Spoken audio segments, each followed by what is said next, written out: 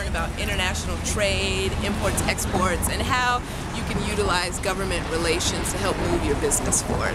We're excited!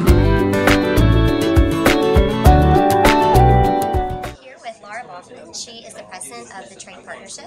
I wanted to ask Ms. Laura if you could tell us a little bit about the Trade Partnership. Okay, the Trade Partnership is a firm that helps American companies and trade associations get active in the Washington trade debate.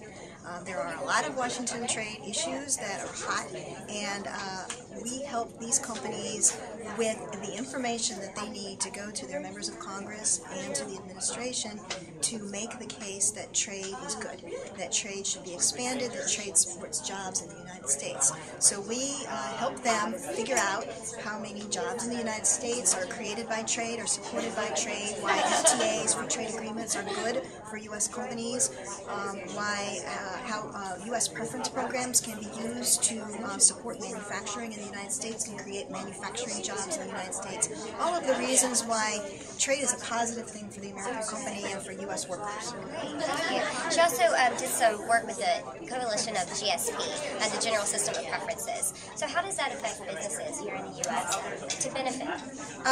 Probably half of our members are U.S. manufacturing companies that import raw materials or machinery or other equipment used to make things here in the United States. For example, a chemical that's used to make fertilizer in the United States. The other half are companies like retailers that import finished consumer goods, and they're able to bring them in duty-free, and they pass on the lower cost of the product straight to their customers, so it helps American families with lower prices. Great. Thank you very much.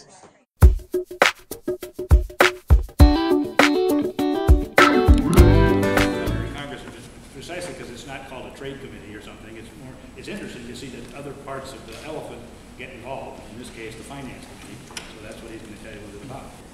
Okay, so welcome to the Senate, welcome to the Senate Finance Committee. Polyterra, that a lot of people credit with the Depression, and the irony, as I understand that he actually opposed the bill, but because he was chairman, felt compelled to allow it to be voted on, and so he gets the blame for something he didn't even agree with. So too bad. This room is where senators have private meetings. We have a lot of meetings. Jeff, so tell me how visiting the Senate Finance Committee helped you understand some of the legislation that could help your family business. Well, when we started the business, there was some sort of anticipation of the free trade agreement in Colombia passing relatively soon because Bush was a big supporter of it. But in the last 2 years of his term, the democratically controlled Congress basically stalled the bill for a long period of time. So we've just sort of been hoping that this free trade agreement was going to be passed for a number of years, and we've sort of been planning our investment in Colombia based upon the timing of that bill. And so to a large degree, we didn't have a full understanding of the factors that were controlling how the bill was going to be passed, what sort of expectations we should have, whether it was going to pass at all.